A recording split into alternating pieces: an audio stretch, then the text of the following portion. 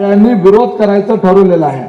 नागनाथाची साक्षात नागनाथ महाराजाची शपथ घेऊन या व्यासपीठावर बसलेल्या आणि त्याच्या सोबत संजय क्षीरसागर देखील त्यावेळेला उपस्थित होते आणि दीपक मेंबर यांच्या पुढाकाराखाली जी मोहोळ तालुका बचाव संघर्ष समिती स्थापन झाली त्या समितीच्या माध्यमातून ज्या सत्तेच्या आणि आमदाराच्या जीवावर अनगरचं अप्पर तहसील कार्यालय निर्माण करण्यात आलं हे ज्या सत्तेच्या माध्यमातून केलं जातं, ज्या आमदाराच्या जीवावर केलं जातं, जोपर्यंत त्याची सत्ता काढून घेत नाही, जोपर्यंत त्याचा आमदार पराभव करत नाही तोपर्यंत आपण सगळ्यांनी एकत्रितरित्या काम करायचं अशी साक्षात नागनाथ महाराजाची शपथ घेतली। आज तशी शपथ घेणारे हे सगळे या व्यासपीठावर उपस्थित आहेत। फक्त एकटे संजय क्षीरसागर यांनी ती शपथ मोडली।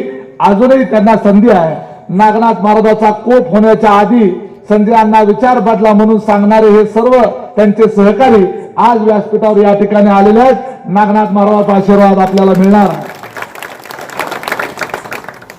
राजाभाऊ खरे यांच्या प्रचाराच्या निमित्तानं आपण आज या ठिकाणी जमलो। 9:30 झालेले आहेत।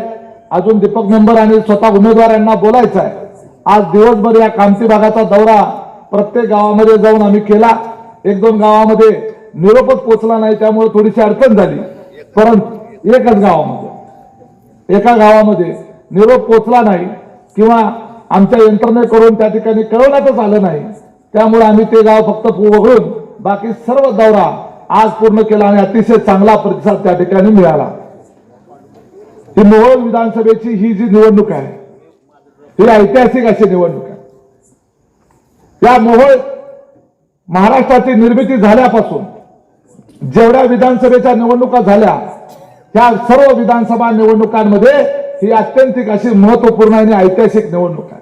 ही मोहोळ तालुक्याच्या स्वातंत्र्याची लढाई आहे।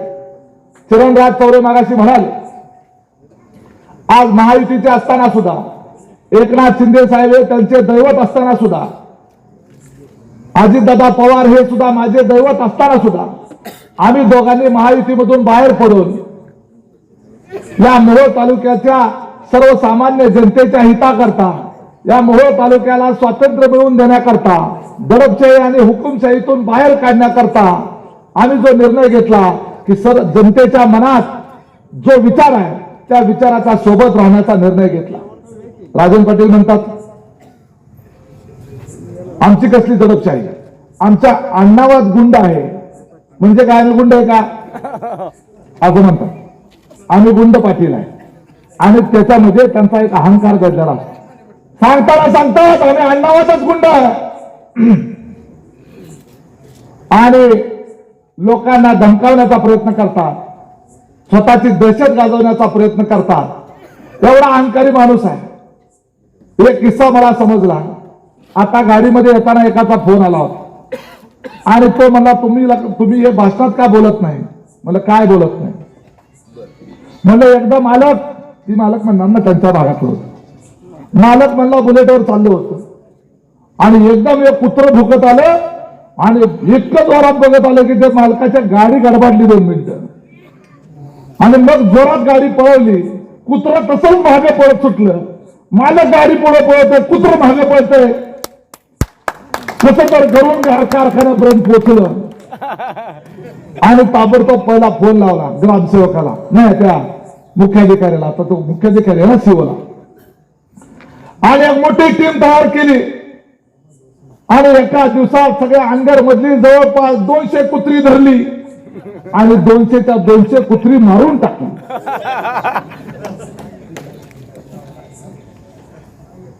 या आश्चर्याचा धक्का बसला मला। अंगावर कुत्र आलं, 200च्या 200 कुत्री धरली आणि मारून टाकली। तो मला म्हणला तुम्हाला पुरावा पाहिजे असेल तर मी लांब दाखवतो। ती खड्डा उकरला तर सगळी त्या ठिकाणी पुरलेली कुत्री सापडते। म्हणजे या ठिकाणी हा गरीब कुत्रा प्राणी तो सुद्धा त्या ठिकाणी त्यांना सोडावा वाटला नाही। अशा प्रकारची या लोकांची प्रवृत्ती आहे। मध्यंतरी एकाला असंच बुलेटवर जात असताना गावातला एक कार्यकर्ता मोबाईल मध्ये बघत बसला होता आणि त्याचं ध्यान गेलं नाही आणि गाडी पुढे गेली, सगळेजण उभे राहिले आणि ते उभारला नाही। त्याचं लक्ष मोबाईलमध्ये होतं. गाडी फिरवून मालक माघारी आले आणि जसे गाडीवरनं उतरले त्याला लाटा बोक्या चापटा द्यायला सुरुवात केली. आणि त्या गरीब पोराला कळलं की नेमकं मला माराय का लागले, तुला माज आलाय म्हणले. त्याला कळलं की नेमका मला माज कशाचा आलाय. त्याला माहीतच नव्हतं की मालक इथनं गाडीवर चाललं होतं. म्हणजे अशा पद्धतीची ही मनोवृत्ती जी आहे, ह्या मनोवृत्तीचा नेता 50 वर्ष आपण स्वीकारला. त्यामुळं सातत्यानं अशा दहशतीखाली राहण्यापेक्षा, अशा गुलामगिरीमध्ये राहण्यापेक्षा आपल्याला या ठिकाणी परिवर्तन करण्याची आवश्यकता आहे. मी सातत्यानं सांगतोय. मग अशा अप्पर तहसीलचा विषय निघाला. अप्पर तहसील कार्यालय अनगरला गेलं. किती झालं मतदान? प्रत्येक गटामध्ये साधारण 35 ते 40 हजार मतदान. 40 हजाराप्रमाणे जर धरलं तर 1,60,000 मतदान झालं. 1,60,000 मतदान असलेला जो भाग आहे, त्या भागावर त्यांचं नियंत्रण प्रस्थापित झालं पाहिजे.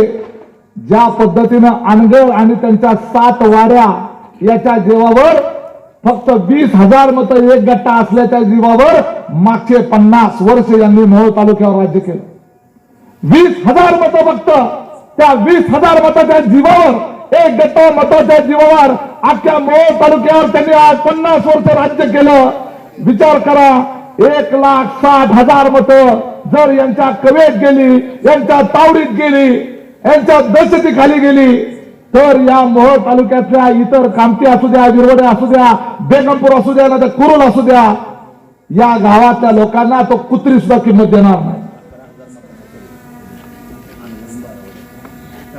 11,500 अनगर आणि 12 वाड्याचं 11,500 मतदान आणि बाकीचं त्या गटातलं वगैरे इतर असेल ते त्यांना पडणार.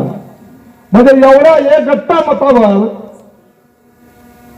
जर तो या संपूर्ण मोहोळ तालुक्यावर 50 वर्ष राज्य करतो, त्यांनी दूरदृष्टी ठेवून हे अनगरला अप्पर तहसील कार्यालय नेलं.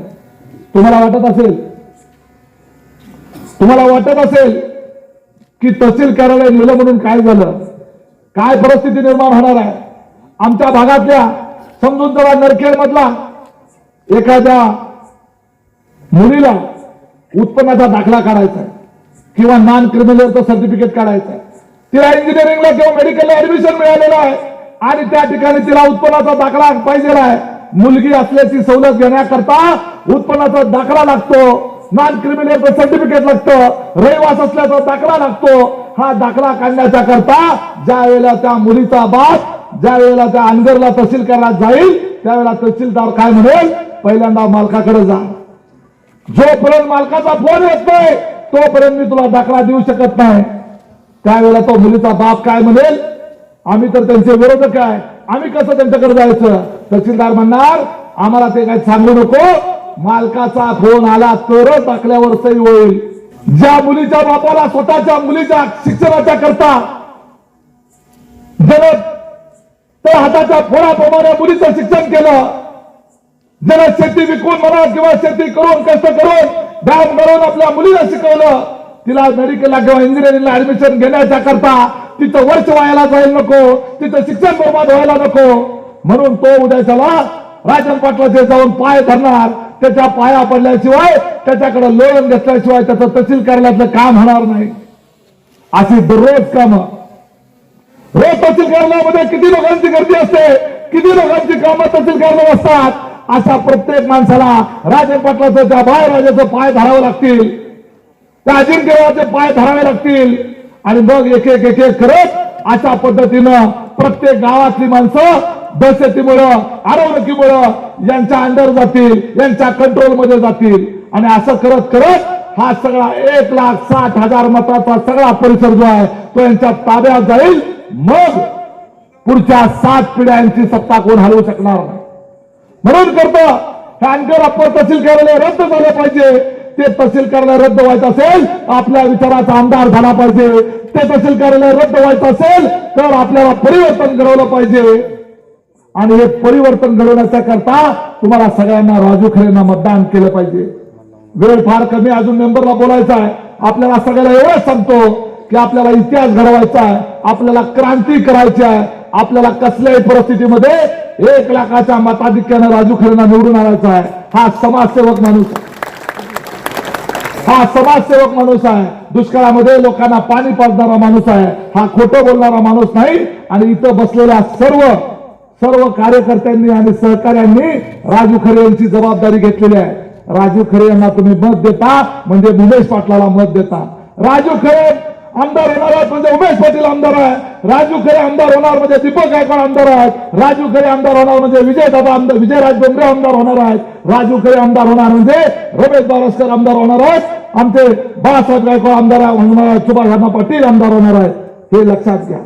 तुम्ही मत आम्हाला देताय.